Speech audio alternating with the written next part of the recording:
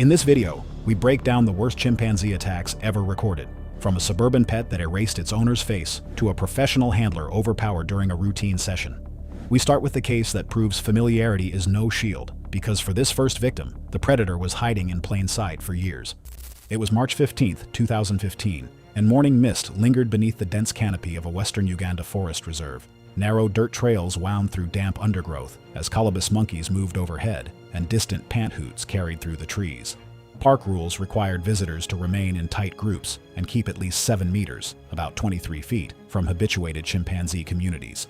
Vanessa Choi, 24, worked part-time at a Portland coffee shop while trying to grow a wildlife-focused social media account, stalled at 2,800 followers. 6 months earlier, she had been laid off from a short-term marketing internship and used personal savings to fund a solo trip to Uganda, hoping close wildlife footage would expand her audience. Her parents, who operated a small restaurant, had urged her to seek stable work and stopped financial support when she declined. Online, she framed the Uganda trip as a turning point. Her newest purchase was a lightweight carbon fiber selfie stick extending roughly 3 feet. Previous wildlife posts had drawn little engagement, and she had studied other creators' framing techniques to produce closer images. She joined a budget chimpanzee trekking group that advertised ranger-supervised encounters. The pre-trek briefing repeated 3 points: remain grouped, avoid direct eye contact, and never extend objects toward the animals. Chimpanzees in Kabale live in structured communities led by dominant males. Adult males typically weigh between 110 and 150 pounds and possess significant upper body pulling strength relative to humans. Dominance displays can include charging, branch shaking, loud pant hoots, and stamping. The morning sighting occurred near a partially open clearing where 6 chimpanzees were foraging on fallen fruit. A dominant male, estimated at about 120 pounds, stood several yards from a female carrying an infant. The ranger visually measured distance and positioned the trekking group at roughly 7 meters in a loose semicircle along the trail.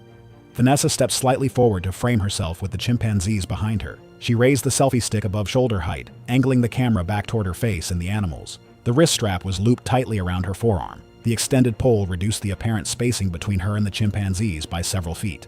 Within seconds, the dominant male rose upright. Witnesses described visible piloerection along his shoulders and upper back. He emitted a rapid pant hoot and struck the ground with one hand. The ranger instructed the group to step back slowly without turning. Most complied immediately. Vanessa remained near the front, adjusting her camera. When the extended pole entered the male's immediate space, later estimated at under 10 feet, he charged. The distance closed rapidly over uneven terrain. He seized the carbon fiber shaft with both hands. The force transmitted directly through the strap to Vanessa's arm, rotating her forward as she lost footing on damp soil. Medical records later confirmed an anterior shoulder dislocation, consistent with traction. She was pulled several feet before falling onto her right side. The chimp maintained grip on the pole briefly, then released it and grabbed her left hand as she tried to brace. He bit down on the fingers. 3 fingers were traumatically amputated at the distal joints. Surgical notes later described crush avulsion patterns typical of high-pressure primate bites. Blood loss from the hand was significant, but initially manageable with field compression. The chimp delivered rapid, open-handed strikes to her head and upper body.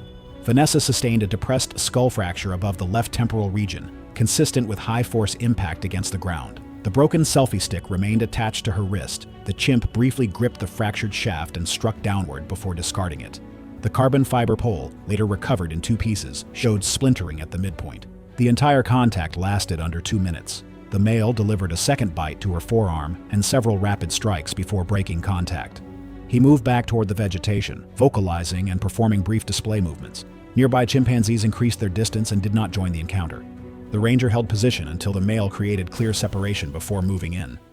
Vanessa was conscious but disoriented, with heavy bleeding from the left hand, deep facial lacerations, and increasingly labored breathing consistent with shock and pain response. A field kit was used to apply direct pressure bandages and a compression wrap while the injured arm was stabilized against her torso. Once bleeding was partially controlled, the group initiated a controlled evacuation along the established trail. Movement was slowed by uneven ground and the need to maintain immobilization. Radio contact was made with park support to prepare vehicle access. Ground teams reached a ranger access point in about 25 minutes, where transfer to vehicle extraction was completed.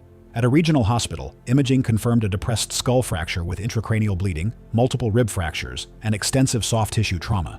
She was stabilized and prepared for air transfer toward Kampala. During transport, her neurological status declined rapidly, consistent with expanding intracranial hemorrhage compounded by blood loss.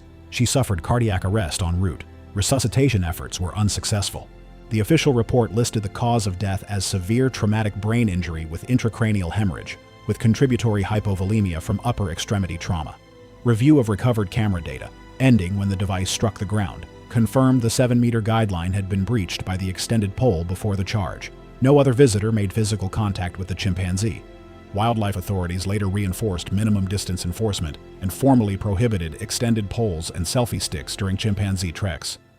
After a camera captured how quickly a safe viewing distance can collapse in the forest, the next incident moved to a fenced sanctuary in Riverside County, where a content creator and a 140-pound captive male met through 2 inches of chain link, and the barrier proved thinner than anyone expected. It was August 12, 2016, and the rolling hills of Riverside County faded into evening light beyond the chain link perimeter of the primate sanctuary. Inside the secondary fencing, concrete holding yards, and steel mesh enclosures housed 17 adult chimpanzees with established dominance hierarchies and prior behavioral concerns. Panthoots, metal gates, and shifting gravel carried through the air as staff completed end-of-day checks. Maya Patel had been producing ASMR content from her Riverside apartment for 18 months, earning modest ad revenue from roughly 8,000 subscribers. At 22, she supported herself through gig work while building her channel, often seeking uncommon sound environments to distinguish her recordings. Her recent videos featured outdoor wildlife ambiance, and she believed a controlled sanctuary setting could provide unique material. The binaural microphone system she used had been a major expense, and she hoped primate vocalizations might increase engagement. Maya met Carla, a volunteer at the sanctuary, 3 weeks earlier during a local hiking meetup.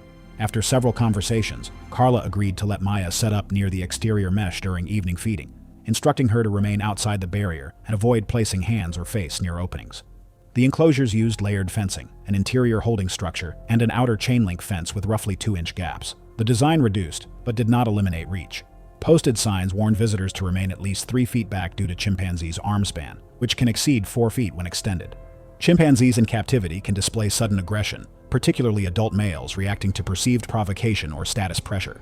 They possess large canine teeth capable of inflicting severe soft tissue injuries. Documented attacks frequently involve the face and hands during close contact. Captive males may lunge toward barriers, slap mesh, or reach through openings when aroused. Evening conditions were dry and still as Maya set up outside Bruno's enclosure.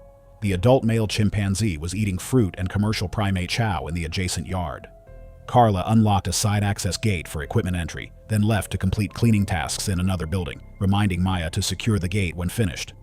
Bruno occasionally approached the mesh, showing piloerection and brief charging movements toward the fence. Sanctuary logs later described these as routine dominance displays, behaviors that signal heightened arousal but do not always precede an attack. Maya adjusted her microphone levels and moved closer to improve sound capture. To encourage continued feeding noises, she made soft vocalizations.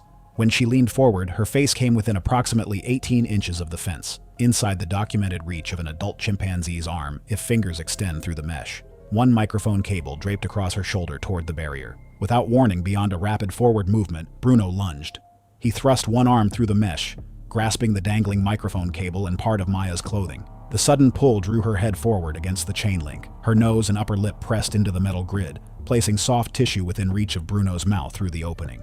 Chimpanzees can maneuver their jaws through 2-inch mesh far enough to bite protruding tissue. Bruno bit down on Maya's nose. Medical records later documented a complete avulsion of nasal cartilage and surrounding soft tissue, consistent with a forceful bite and pull mechanism, rather than crushing trauma. As Maya tried to recoil, tension from the cable and fabric briefly limited her movement. Bruno released and immediately bit again, seizing her upper lip and part of the surrounding tissue. The irregular tearing pattern matched canine puncture followed by pulling force. The entire struggle lasted only seconds. Maya fell backward as the cable slipped free. Blood loss was rapid but external, typical of facial avulsion injuries, which bleed heavily but are not immediately fatal if major vessels remain intact. Bruno withdrew his arm and retreated several feet into the enclosure, showing brief agitation before resuming pacing behavior later noted in incident logs. The recording device remained on the ground outside the fence, continuing to capture ambient sound.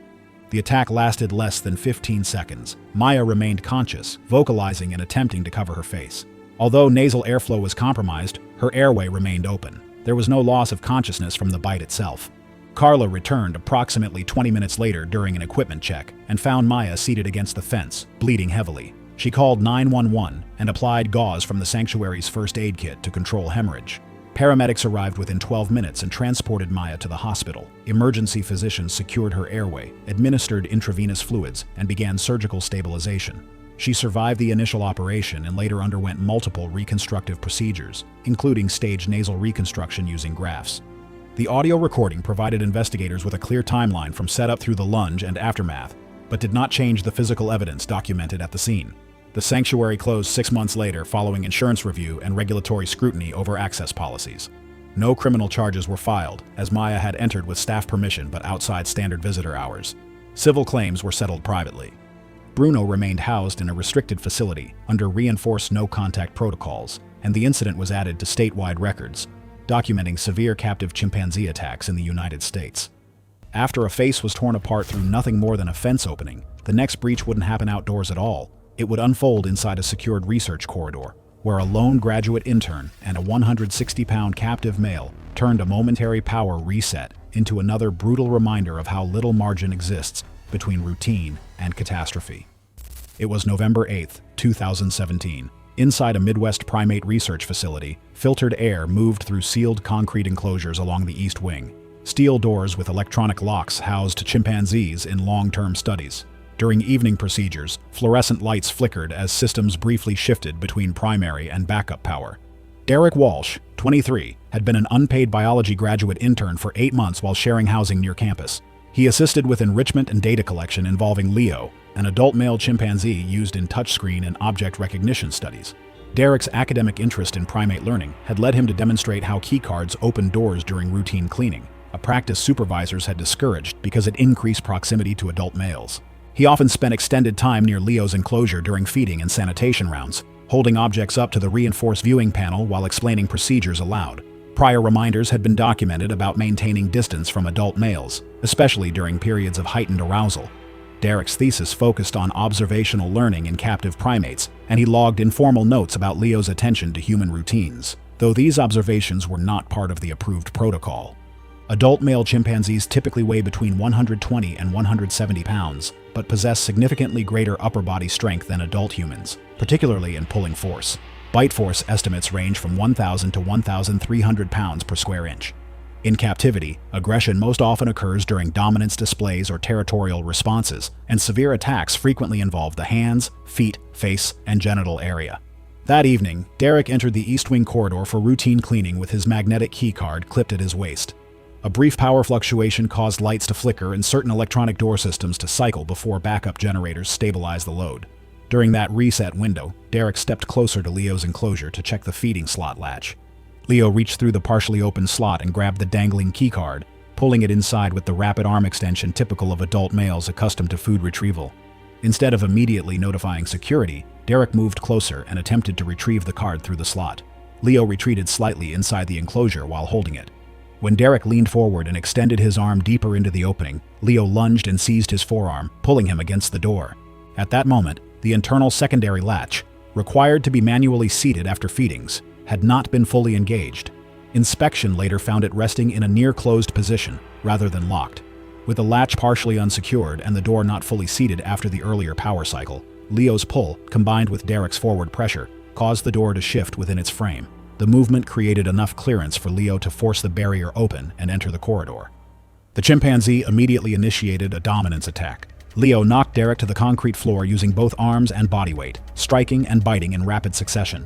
Footage later confirmed the assault began within seconds of Leo clearing the doorway. Leo bit Derek's left forearm and calf, tearing skin and underlying muscle through repeated pull and twist motions. The injuries were consistent with documented chimpanzee maulings, deep lacerations, tissue avulsion, and crushing trauma from canine teeth rather than precise or surgical removal. The assault lasted under 3 minutes. Leo bit Derek's hands and lower legs while maintaining physical control with his arms. Significant bleeding occurred from multiple wounds, particularly the forearm, where muscle tissue was torn. Derek attempted to shield his face and neck, sustaining additional finger fractures and a severe scalp laceration. The chimpanzee's behavior reflected territorial aggression and dominance response, not coordinated targeting of arteries or deliberate prolonging of injury. Security alarms triggered automatically when the corridor breach was detected. Staff in an adjacent wing initiated emergency lockdown procedures. Video evidence later showed Leo disengaging and retreating toward the enclosure entrance before responders arrived. Personnel used pole barriers to contain him, while a veterinarian administered intramuscular sedation via DART. Paramedics reached Derek within minutes. He was conscious but in hypovolemic shock from blood loss. Emergency responders applied tourniquets to his left arm and right leg and transported him to a regional trauma center. Hospital records documented multiple deep bite wounds, partial muscle avulsion of the left forearm and calf, fractures to 3 fingers, and extensive soft tissue damage. No evidence suggested controlled or selective tissue removal. The injuries aligned with high-force biting and pulling typical of chimpanzee attacks.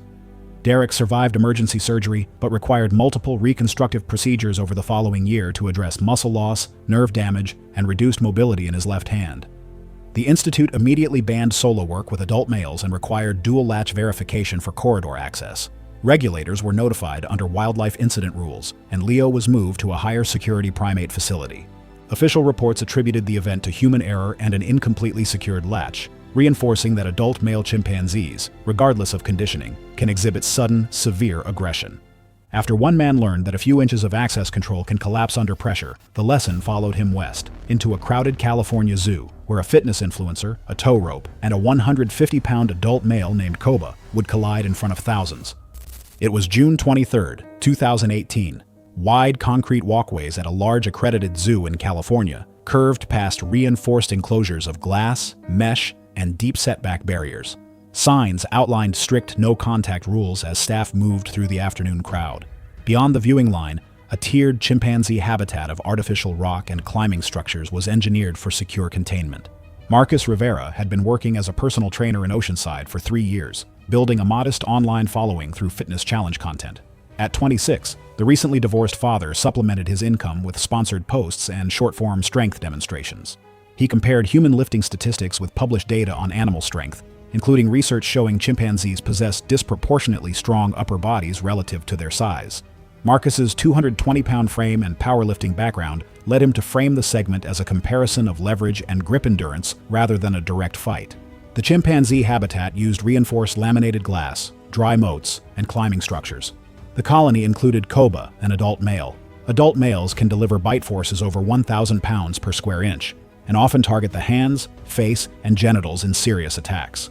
In captivity, they may react aggressively to sudden movement, direct eye contact, or perceived territorial challenges. The afternoon of June 23rd brought steady visitor traffic as Marcus positioned himself near the outer barrier, speaking to a small cluster of onlookers while holding a length of tow rope. Surveillance footage later showed him stepping onto a low decorative ledge, swinging one leg over a secondary safety railing clearly marked staff only, and dropping approximately 4 feet into the restricted habitat zone. The landing surface was compacted concrete covered in scattered wood fiber. No keepers were within immediate reach at the moment he entered. Several visitors shouted for him to get back as he moved quickly toward one of the vertical climbing ropes suspended from a steel frame. Koba reacted within seconds. Rather than approaching on the ground, the chimpanzee grasped a habitat rope and ascended rapidly, using coordinated arm-over-arm pulls and foot grips. Facility records described Koba as an adult male weighing approximately 130 pounds. He climbed an estimated 12 to 15 feet in roughly 2 seconds, then released his grip and dropped downward toward Marcus. The impact drove Marcus backward onto the concrete substrate. Koba immediately mounted him, securing position by wrapping his legs tightly around Marcus's torso and anchoring with one hand at the shoulder. Marcus raised his arms defensively. Koba redirected attention to the hands, biting down on the right hand and twisting. Witnesses reported audible snapping sounds. Later medical imaging confirmed multiple open fractures to the metacarpals and phalanges, along with partial traumatic amputation of 3 fingers. Blood loss became visible across the concrete surface. Koba shifted position again, delivering a forceful bite to the groin region. Documented chimpanzee attacks frequently involved targeting of the face, hands, and genitals. Surgical records later described extensive soft tissue trauma consistent with a powerful bite and pull motion. Additional lacerations were inflicted on Marcus's forearms and thighs during the struggle. Zoo staff reached the enclosure perimeter within minutes, deploying fire extinguishers and loud auditory deterrents while preparing tranquilizer equipment. The confrontation remained confined to a small radius near the rope structure until responders were able to intervene. The entire physical altercation lasted under 1 minute. Visitor-recorded footage and security video were later used as evidence in internal reviews and legal proceedings. Staff deployed tranquilizer darts, and Koba disengaged and retreated toward the climbing structure before sedation took effect. Responders arrived about 8 minutes after the 911 call. Marcus showed hypovolemic shock from blood loss to the hand and groin. Paramedics applied tourniquets and transported him to a trauma center. Surgeons performed reconstruction, but 3 fingers could not be reattached. The incident prompted a security review, and civil claims were settled privately. Marcus survived with permanent dominant hand loss and long-term reproductive injury, and the case remains cited in chimpanzee safety briefings. After a California stunt meant to prove human strength ended in shattered bone and permanent loss, the setting shifts to a honeymoon in Tanzania, where a man with a wedding cake stepped off the trail toward a wild alpha male and the forest closed the distance in seconds.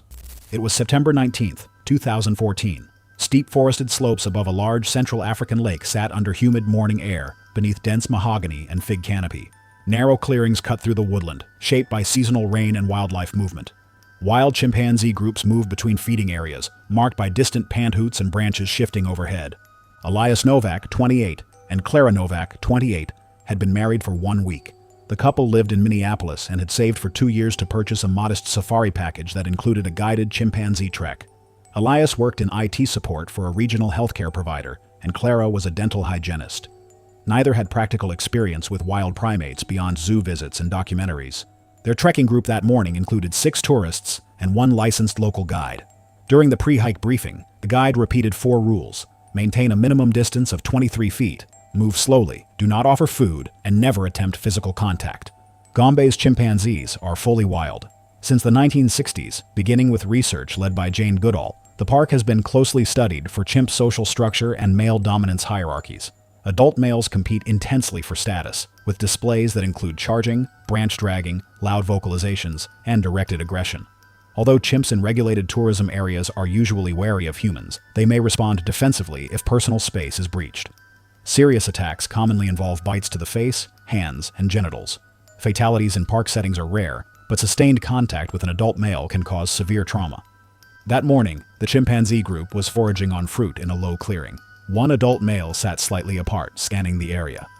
According to the guide's later statement, Elias stepped several feet beyond the recommended boundary while holding a small container. He removed a piece of cake and raised his arm slightly forward.